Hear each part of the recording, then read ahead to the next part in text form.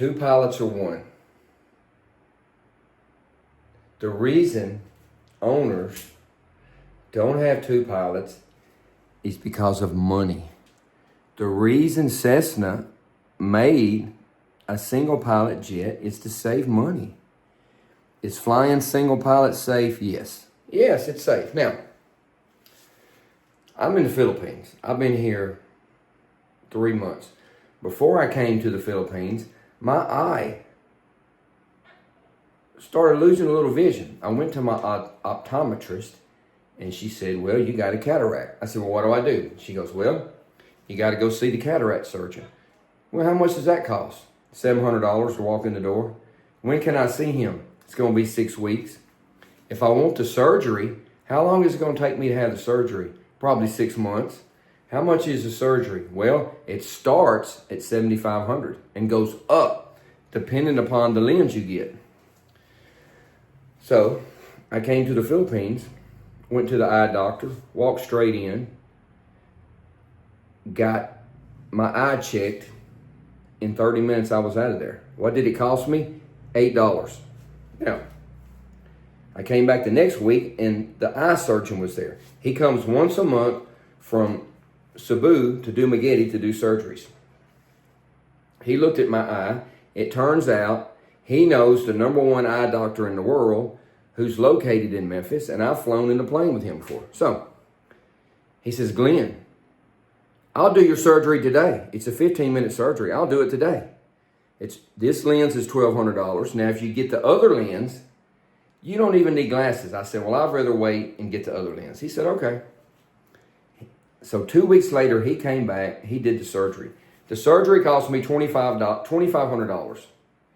I had to go get an EKG and get signed off by another doctor. Each of those doctors charged me $17. So in the Philippines, I had a sinus infection. I went to the doctor, so the doctor in 15 minutes, it costs $3.50 to see the doctor. To get the medicine, it was $4.51. So to make a long story short, I got the eye surgery done in 2 weeks in the Philippines. The doctors are trained in America for $2,700. I got it done in 2 weeks. In America, it had taken me 6 months and probably been over $10,000. Why did I tell you this? Well, when I went in there to get the surgery, there were 2 eye surgeons in there. There were 6 nurses. They treated me like open heart surgery. Now, I could have been cheap and I could have said, I don't want to pay for all them nurses.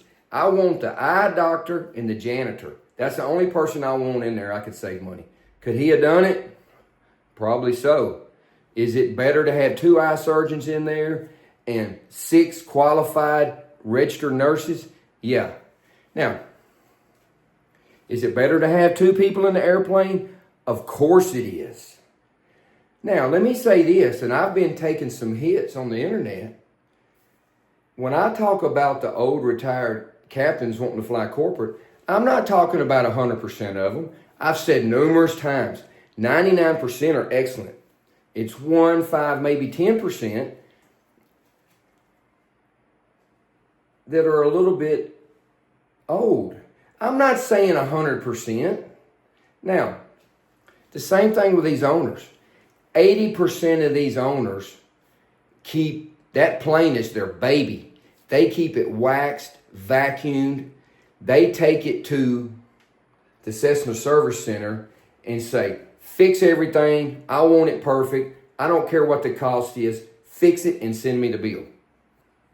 I know an owner in the Memphis area that's got a plane. The annual was, I think, $35,000. And he told the people, he took it to a place that does nothing but Cessnas. He said, I want everything on this plane fixed perfect and just send me the bill. I think the annual was going to be $35,000. I think it ended up being $86,000. He was glad to pay it, wrote the check. Excellent owner. Now, some owners, 80% of the owners I think are excellent owners. Mr. Biffle, I think he was in the top tier owner. I think he kept that plane up to date, waxed, vacuumed. He fixed everything. Spared no expense. I think his pilot was a good pilot. We do not know what happened. We will not know. We can only speculate. We won't know until the NTSB report comes out. So, saying all of that, I think his pilot was an excellent pilot. We don't know what happened. We're not going to know till the report comes out. So, most of the owners are excellent owners. Some of these owners, they want to go get their cataract surgery, and they're going to say, well, I don't want to pay for the nurses. I don't want to pay for a second surgeon to be in there. I just want one surgeon to be in there and the janitor to help out and hand him stuff. That's the way some of these owners think. Now, not all of these owners are like that. 80%, and I think Mr. Biffle was in the top 1% of people that kept his plane top notch. Now, I saw a picture in Mr. Biffle's plane. He had a Garmin 750 GPS, which is top of the line. That is hooked up to your autopilot, and your autopilot will fly that. That's the same as the FMS, only better. That's better than an FMS. So, the reason I say all of this is 2 pilots are better than 1. When I have somebody cut into my eyeball and take a laser and cut a cataract out and then go inside my eyeball and stitch a lens in there, I want the best one. I want the full crew of everybody in there. I want 2 surgeons in there, and I want 6 nurses. I want a support group because I really don't like people cutting into my eyeball. Now, that surgery, I walked out of there in 15 minutes, and I was shocked how much better I could see. So, are 2 pilots better than 1? Yes. If you can afford a multi-million-dollar airplane or a $500,000 airplane, a second pilot is a drop in the bucket. Now, let me say this. Mr. Biffle has a commercial multi-license, and I don't know how long he's had that plane, but because he's an aviation enthusiast and he's a very intelligent man, he probably flies up in the front all the time. To get your SIC in that jet, all you have to do is take a course on general knowledge of the airplane and emergency procedures and do 3 takeoff and landings. That's all you got to do for the SIC. It's very minimal. Now, I think because he's smart and he's the owner, he could probably fly that plane by himself. Now, he probably hasn't had the time, and he's probably working towards going and getting a type rating in that airplane. If you've got 1,000 hours, you can get a type rating in that plane, but you can't insure it. The insurance is not going to let you fly it, so he probably doesn't have enough hours. So he's probably running his hours up to get to the point where he can get a type rating. If he's in the right seat and Mr. Dutton's in the left seat, I think he's overly qualified SIC. Legally with the FAA, if he doesn't have that on his license, he can't do it. But we don't know that. Something is missing in this whole airplane crash. It'll come out, but something is missing. But now, 2 pilots are better than 1. Why are 2 pilots better than 1? Well, when you do your pre-flight, if you've got a qualified, dedicated person that can do the pre-flight while you're in the airplane programming that 750 GPS, that's a lot of work off you and a lot of stress off you. Now, if I'm going to trust that guy to go out there and do that pre-flight and check the air pressure in it, you don't have to check it, but look at the air pressure in the tires, to open the latch in the front, check the oxygen, check the oil in the engines, check the alcohol for the windshield, check the hydraulic pressure. If I got a guy who I know I can trust, that cuts down my workload and my stress a lot. Now, am I going to watch that guy? Yeah, I'm going to watch him until I see that he's efficient and proficient in doing the pre-flight and checking all that. Now, if you got two highly trained, qualified pilots, one can sit in the cockpit and get that ready and program the FMS and get everything ready. The other guy can do the pre-flight, load the luggage, talk to the passengers, explain what's going to go on, what you're going to do, and it's a lot of workload off the captain.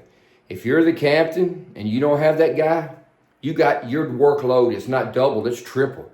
You got to do all of that yourself. So, are two people better than one? Yes.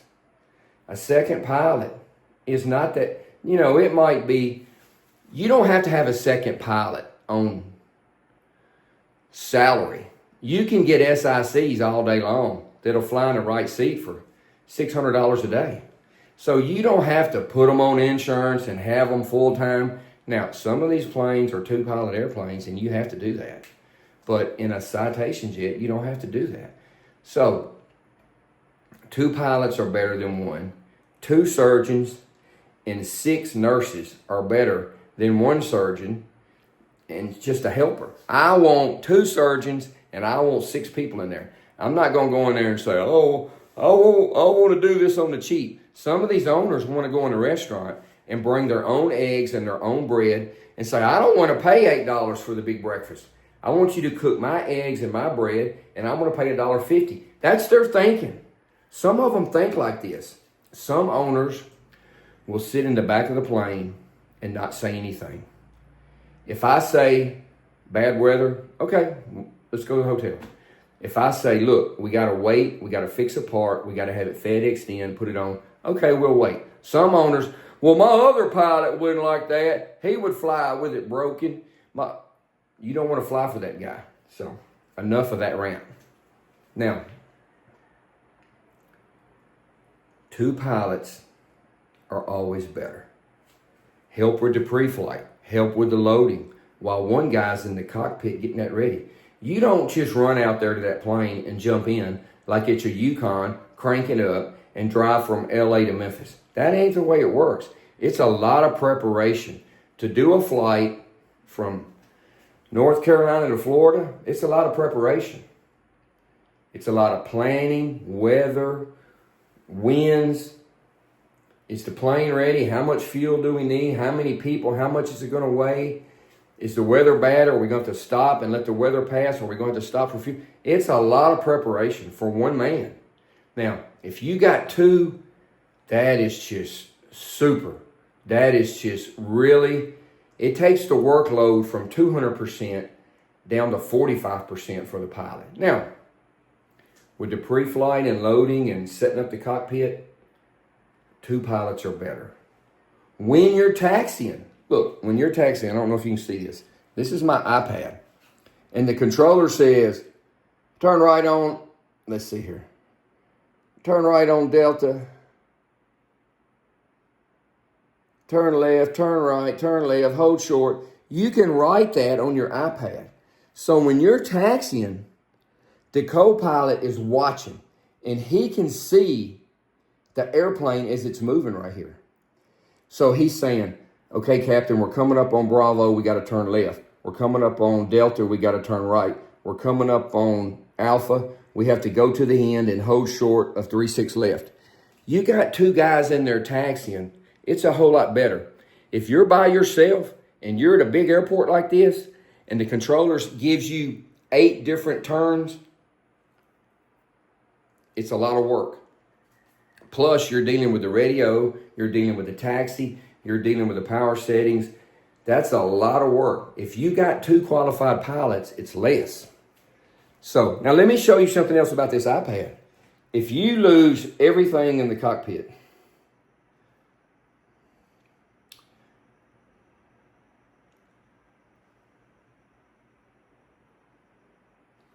you can do this right here. And you can actually fly with this right here. You can do an instrument approach with this right here.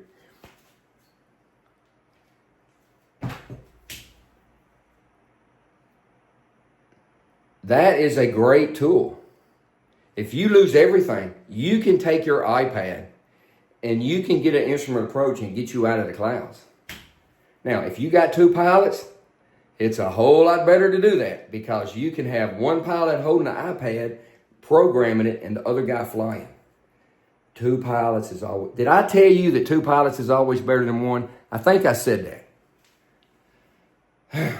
Now, doing a pre-flight, it's a whole lot easier. Taxiing, your workload is diminished so much if you have 2 pilots in there. One guy looking at the iPad, if you make the wrong turn and you make those controllers at the big airport mad, they will put you in the penalty box like hockey. They'll say, citation 1, 2, 3, 4, pull over at hotspot Charlie and hold. They'll put you there and let you sit there 30 minutes. You know what? After 30 minutes, then you got to go back and get some fuel. So you do not want to make them mad. They're busy. They got planes coming in, taking off, taxiing. They don't have time to babysit you. So having 2 pilots in there, one guy holding the iPad with the route on it, getting to the runway, and the other guy taxiing, looking, that's a whole lot safer, better, and less stress. If you got a single pilot operation, you're stressing your pilot. He's stressed before he gets there. Now, some people can take that capacity of stress, and it's not a big deal. Not everybody can take that. So, 2 pilots pre-flight, getting the airplane ready, loading the luggage into people, way better. 2 pilots taxiing and getting to the runway, way better. Now, when you set the airplane up to take off, you can take that 750 in Mr. Biffle's plane. You can put the runway length, the temperature, the winds, the weight of the people, the weight of the fuel, and it'll calculate everything for you. It's going to calculate the V-speeds. Now, when I say V-speeds, it's going to tell you what speed to take off, what speed to pull the flaps up. If you lose the engine, what speed to fly. It's going to tell you all of that. So, if you've got this airplane and you put that in the FMS, it's going to jump up here automatically. If you've got the older airplane, you have to take those speeds and put them on a little bug yourself. I don't know if you can see that. So, a newer airplane or newer avionics is always better. This older airplane, it's safe and it's okay. But you got to take some training to do it on this one. You got to take some training to do it on this one. Is this plane easier single pilot? Yeah. Is this plane a little more difficult single pilot? Yeah. This plane should have 2 pilots qualified, trained. Same with this one. I think every jet should have 2 pilots. In Europe, it's mandatory. So, back to the takeoff. When the captain's taking off, he's going to set power, power set. He's watching the airspeed. Airspeed's alive, 80 knots cross check. V1, at V1, he can no longer stop on the runway. Once he gets the V1 VR rotate, he takes his hand off the power lever and he puts it on the yoke. Because at this point, he's no longer going to stop on that runway. He's going to fly no matter what. Now, if you're in this plane, it's a lot easier. If you have 2 pilots, well, the Capitan is going to put his hand on the yoke and his other hand on the power levers. The pilot monitoring, he's going to call out, airspeed's alive, 80 knots cross check. So he's watching the instruments while the captain is looking out the window. If you're by yourself, you got to watch the instruments and look out the window. That's a lot more workload. Can it be done safely? Yes. Now, the co-pilot is going to call out those speeds. It VR rotate, the captain's going to pull up. The co-pilot's going to say positive rate. Now, when he says positive rate, the captain's going to say gear up. The co-pilot's going to say V2 plus 10. The captain's going to say flaps up. Now, The co-pilot is looking at the airspeed, so the captain doesn't have to.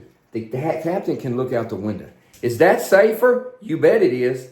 Can you do it single pilot alone? Yes, you can. There's planes crisscrossing the United States all day long, single pilot safely.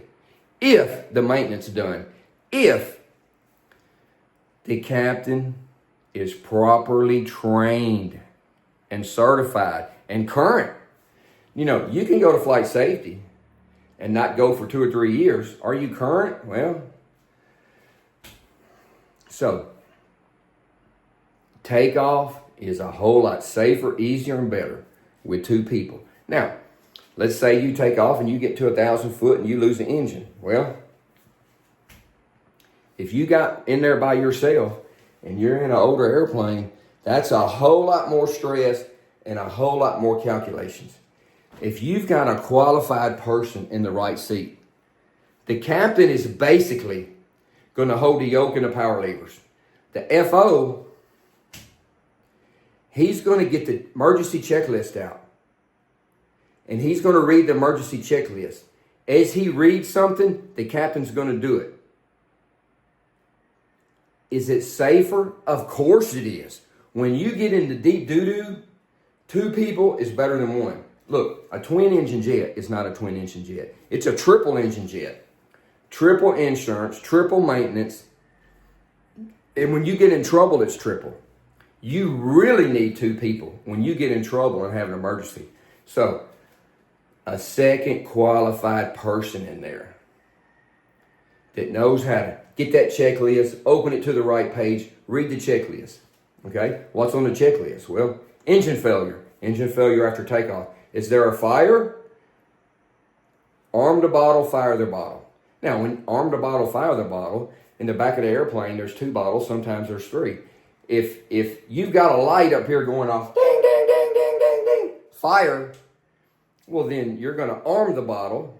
You're going to pull the power back. If the fire goes out, you're not going to fire the bottle.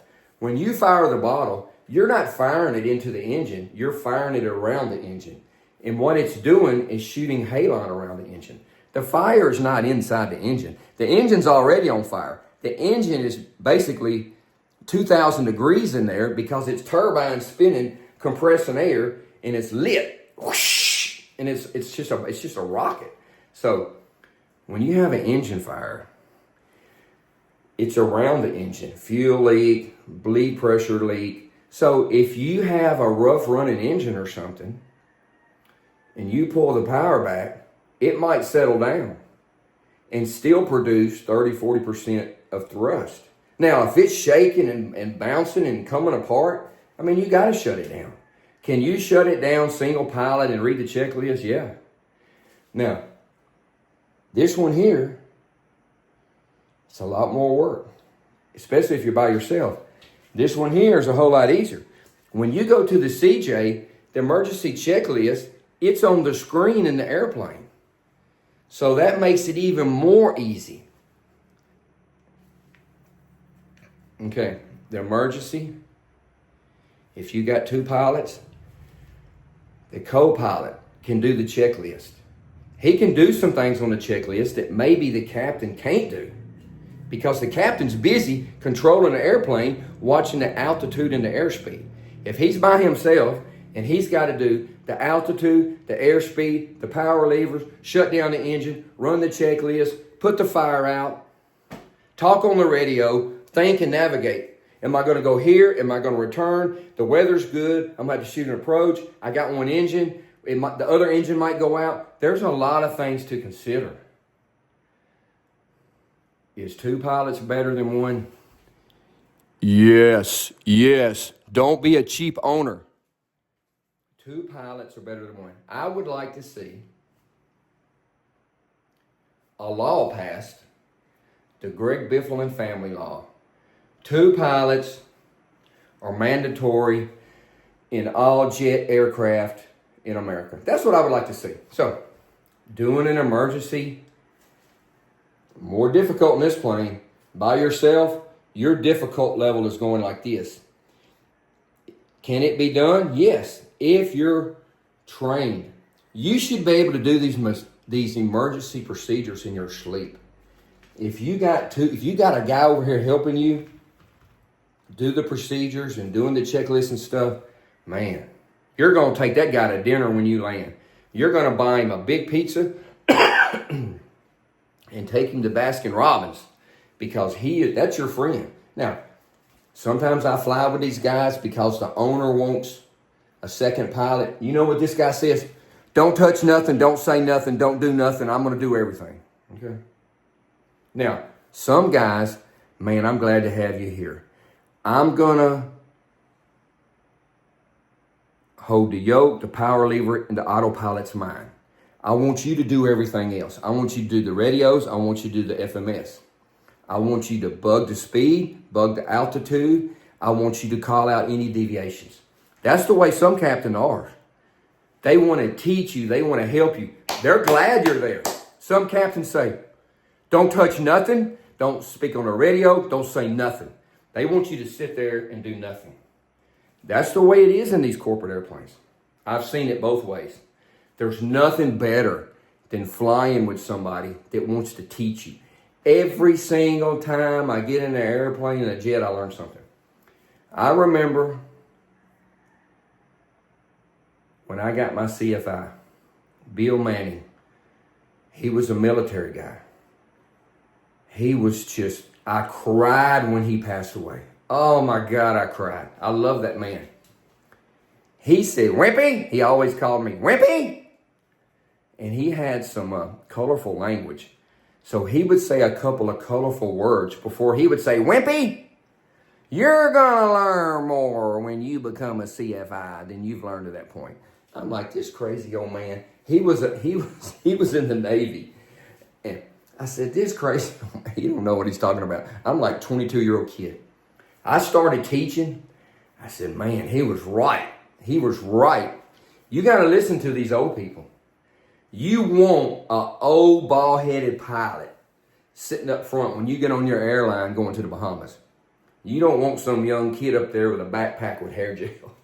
You want an old pilot. Anyway, when you have an emergency, it's way better and safer with two pilots. Now, when you're en route, things calm down. I'm not talking about an emergency situation.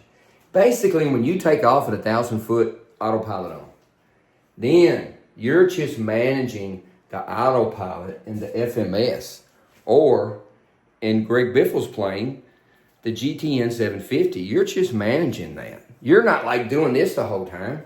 You're just managing the autopilot and that. So when you get up and you get leveled off,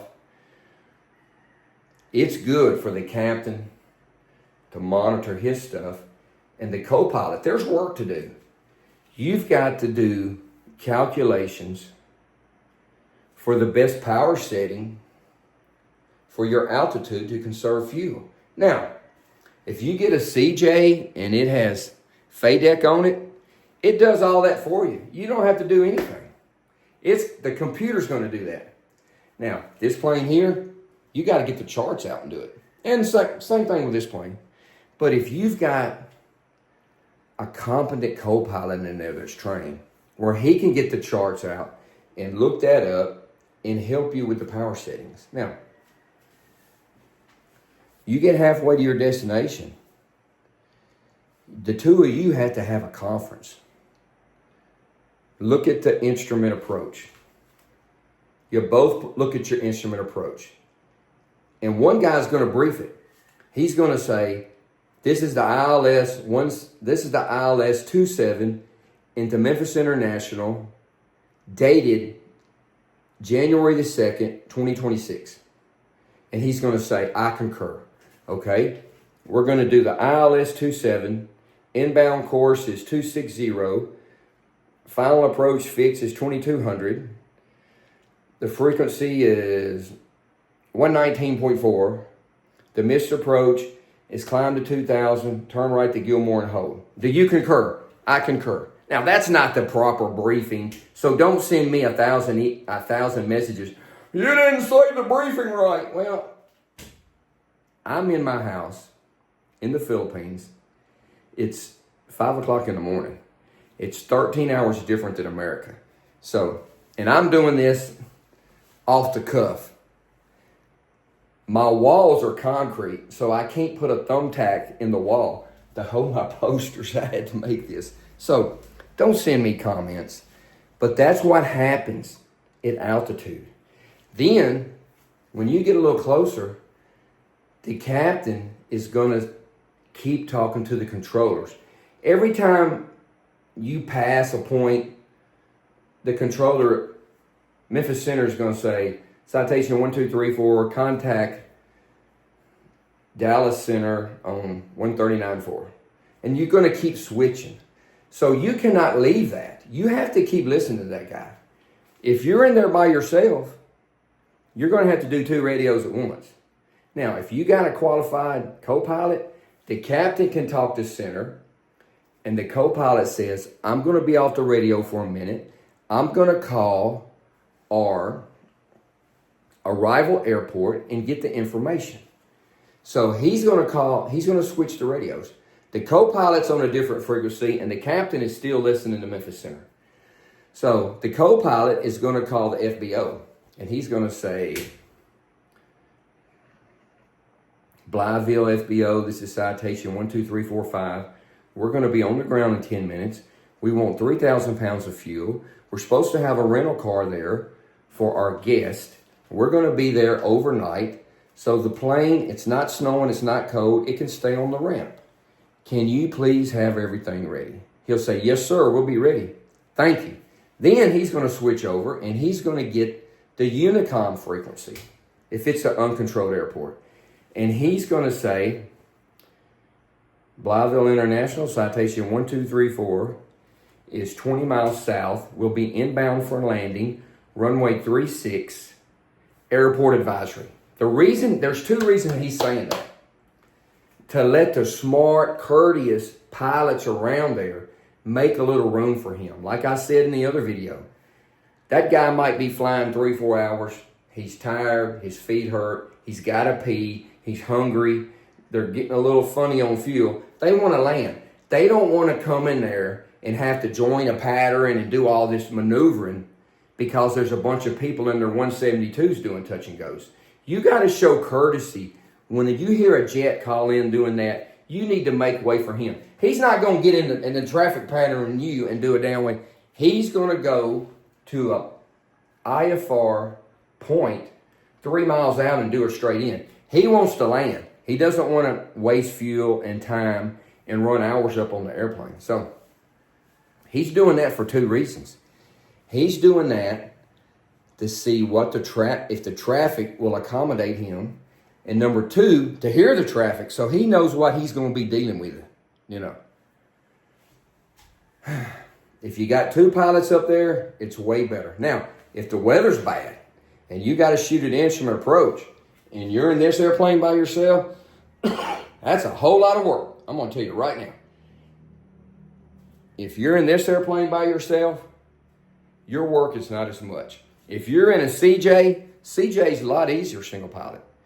Should you still have 2 pilots? Yes. Yes. Yes, yes, yes, yes, yes, yes. So, when you get ready to do the instrument approach and you got 2 pilots, the other pilot can do the FMS and the charts and do all of that, and the captain can focus on flying and looking out that window, altitude heading. Now, most of the time, he's going to be on autopilot all the way down to 200 foot or 500 foot, depending upon your airplane and the restrictions on your autopilot. He's going to kick it off at 600 and hand fly it. Now, if the weather's bad and it's a 200 foot ceiling and it's down to minimums and you're in this airplane by yourself, you're going to be sweating and thinking and, you know, if you're in this plane, it's going to be a whole lot easier. If you're in this airplane with 2 pilots and the other guy's qualified, man, that's a pot of gold right there. That's a pot of gold. So, if you're coming down in this airplane and the ceiling's 200 foot. I mean, bad weather, foggy. The captain can concentrate on the instruments. The co-pilot can be checking the airspeed. You're going to calculate your speed for landing according to winds, weight, temperature, runway, and the calculation might be 108 knots. So when you're coming in and you're doing 118 knots, the co-pilot's going to say VREF plus 10. That's the way of telling the captain we're a little bit fast. So the captain, he's going to barely pull the power lever back. Maybe just barely pitch that nose to slow down a little bit. Then the co-pilot's going to say VREF plus 5. Then the co-pilot's going to say VREF, he's on speed. Now, if he says VREF minus 10, then you're slow. Slow and low, look out below. Is 2 pilots in bad weather landing on the instrument approach better? You bet they are. Is 2 qualified pilots better when you have an engine out and the weather's bad and you got to do a single engine instrument approach? Yeah. The co-pilot can say, Captain, I know you called for flaps to land, but I don't think we want that yet. Let's wait. Okay. Captain, let's get that gear back up because we missed this runway and we got to come around. Man, a co-pilot is your friend. He's not your enemy. If you're a captain and you get in that airplane and you say these words, don't say nothing, don't do nothing, don't touch nothing, I'm going to fly it. Well, and an emergency arises and the captain says, help me, I do like this. No, I wouldn't do like that, I'm joking.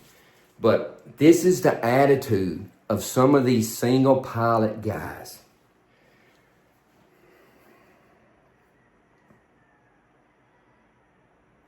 So, doing the instrument approach, single engine, 2 pilots is better. If that's the job. That's his job. If you're too fast, he calls it out. If you're too slow, he calls it out. If you ask for that gear and it ain't the appropriate time and you're single engine, that's his job to catch that. You don't scold him for that. When you go to dinner, you're going to say, man, look, that was a tough approach. I really appreciate your help. You did an excellent job. Be teaching. Don't be a jackass. And you got to be teachable. As the FO, you got to be teachable. If you do something wrong and he gets a little grumpy, don't be upset by that. Now, I've flown with guys, my mentor,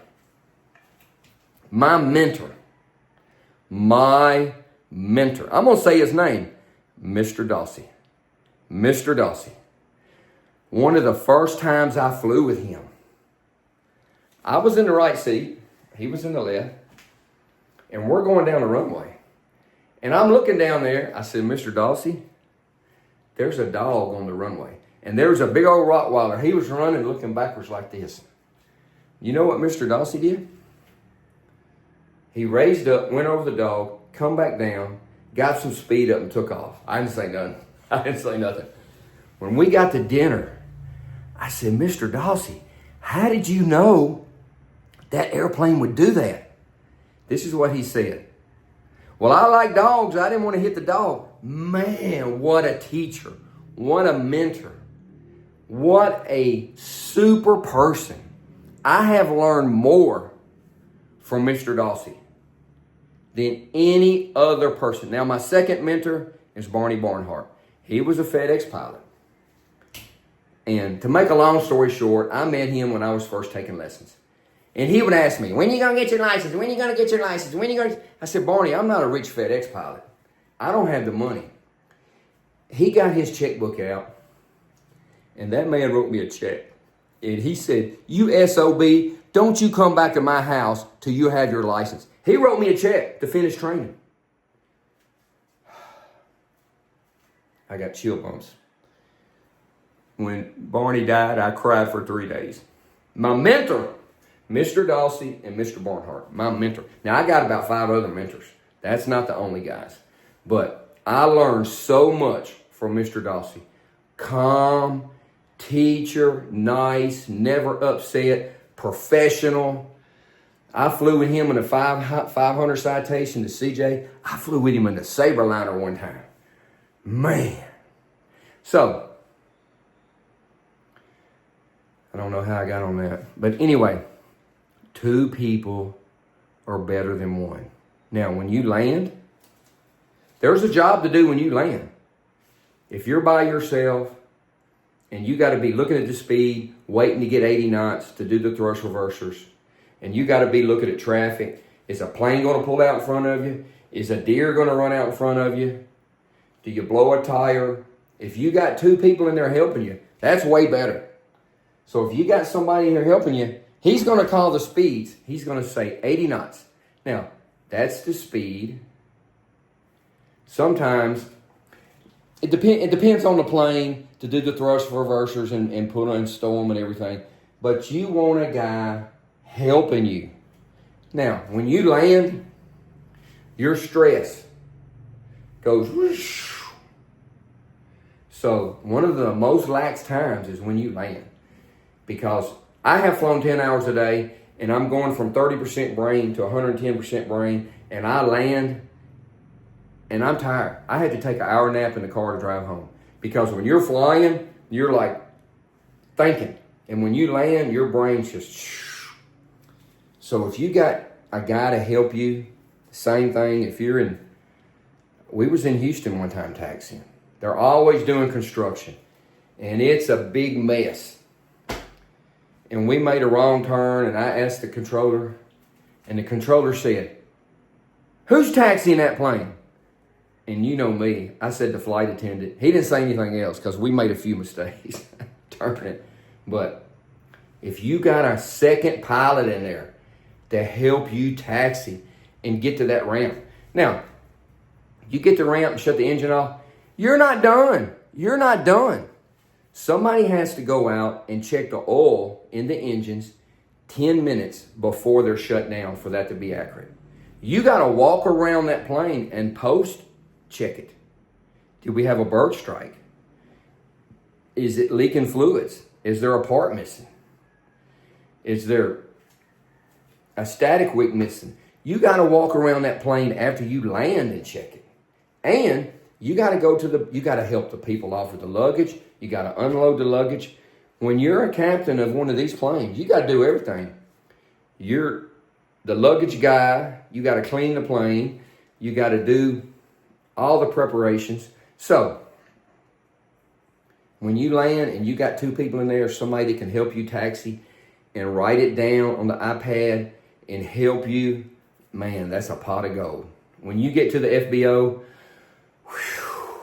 and you pull the thrust reversers back, turn the battery off, and you got somebody that can help you unload the golf clubs, deal with the people, deal with the owner. Why didn't we do this? Why didn't we do that? Why did it take 15 minutes longer? I got to pay that fuel. You know, and you're like, oh my God, I got to deal with this guy. If you got a second pilot in there that can help you with that, it's way better. Is 2 pilots better than 1? Yeah. When I have my eye surgery, I want 2 surgeons and 6 nurses. I don't go in there and say, I want to save $20. I want you to do it. By the way, can we do it in the parking lot? No. Don't be cheap with your eye doctor, your heart surgeon, your CPA, and your pilot. 2 pilots are better than 1. Don't be cheap.